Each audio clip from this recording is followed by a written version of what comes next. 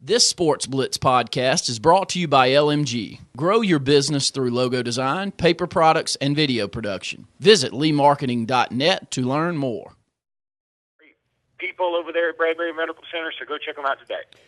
Luke, we'll dive right in. We got about 5 minutes here on the Bama Blitz segment of our show. The first thing I'm going to ask you, obviously, what is your take on this Virginia Tech team? A lot of people have not really given them much of a chance in this game. It's a 21-point spread for Alabama in their favor. Does Virginia Tech, frankly, have any chance?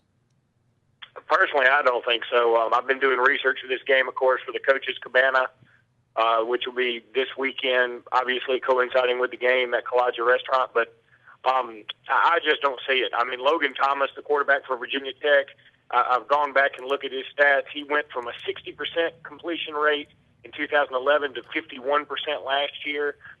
His rushing yards went up a little bit, but his carries went up significantly too, and his rushing touchdowns and passing touchdowns both dropped while his interceptions went up. Meanwhile, they've got injuries at the running back position all over the place. J.C. Copeland, who a lot of people thought would be the starting running back, he has miraculously sprained both ankles. Now, I don't even know how you do that unless you sprain one ankle and you're limping off the field, and then you sprain the other ankle while you're limping. I don't really know how that happened, but it apparently happened. And they're going to start a young running back named Trey Edmonds, who's a redshirt freshman. Now, let me just tell you this about Virginia Tech's scrimmage this past Saturday. Again, this is why it's so much more fun now to do research for things like this. They rushed the ball 28 times, I believe it was, on Saturday for negative 16 yards against their defense. Now, their defense isn't going to be as good as Alabama's defense. So I just don't think things look all that promising for Virginia Tech. Logan Thomas, at one time in his career, was the next Cam Newton. He's a big guy. He's 6'6", about 254.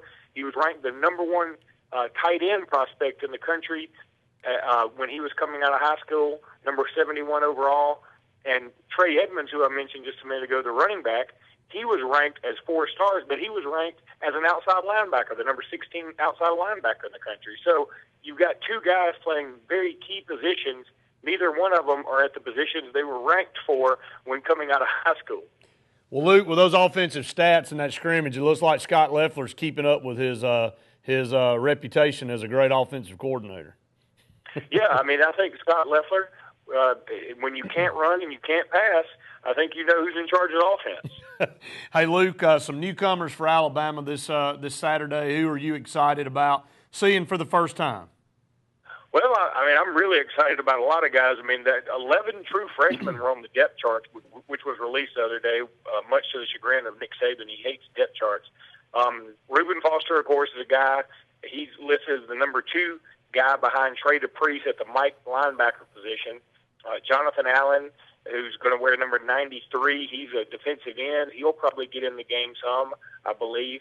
With the running backs, Kenyon Drake is apparently in the doghouse. He was going to be the consensus number 2 running back coming into this season, but he has done something. I don't know what it is, but you can bet that he has been suspended because, number 1, he's on the scout team, and number 2, he wasn't listed on the depth chart. Like, you can't find his name. So I think that D. Hart may get number 2 carries, maybe the number 2 guy in, but I think you'll see Derrick Henry get the ball some, and so everybody will be excited about him. Will Robert Foster, the wide receiver, who's a true freshman, will he get any catches? I don't know, but it'd be interesting to see. Grant Hill, who's a true freshman, could get some work on the offensive line. I think this is going to be the kind of game where a lot of guys may get a shot to play. Maurice Smith, a defensive back out of Texas, may get some work in the defensive backfield. Again, I don't believe this game is going to be close. Listen, there's nothing more that I hate than not I don't like being arrogant about Alabama right now. I'm trying to appreciate the moment, but this game has blowout written all over it. And I hate that because the Chick-fil-A Kickoff Classic is supposed to be fun. It's supposed to be intriguing. It's supposed to have some drama. And Virginia Tech's just not bringing a lot to the table. If they cover this spread, I will be shocked. Well, Luke, I'll tell you what, that's good stuff. Give me your score real quick. Again, it's going to sound like arrogant Alabama fan talking, and I'm really more saying this because Virginia Tech seems like a program on the decline, and they are so banged up, and they also have some suspension issues. I'm going to say something like 45-7. I mean, Virginia Tech gets a late touchdown. I just don't see this game being what they intended it to be. Now, good news for Chick-fil-A Classic fans coming up in the next few years. First of all, Alabama's going to take on West Virginia next year. I love that. That's going to be a battle of polar opposites in terms of style. And then the next year, you're going to have Boise State is going to take, next year as well, 2014, Boise State takes on Ole Miss. And then 2015, I know Auburn's going to be in the game, and it looks like they'll play Virginia in a rematch of the Peach Bowl from a few years back. So they've got some good games on the horizon.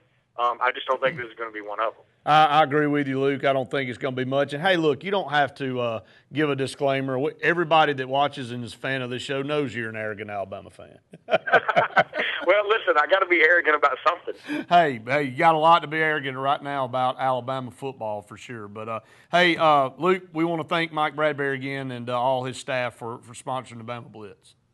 Certainly do. Again, segments like this and the whole show in general are put on because of people like Mike Bradbury, so we really do appreciate him.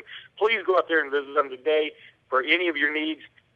Mike Bradbury would be happy to help you, and let him know that you heard about him on Sports Blitz. Absolutely. Luke, thanks so much. Next week, you and I will break down this game, and I'm with you. I think it'll be somewhere around 38-10 or something like that.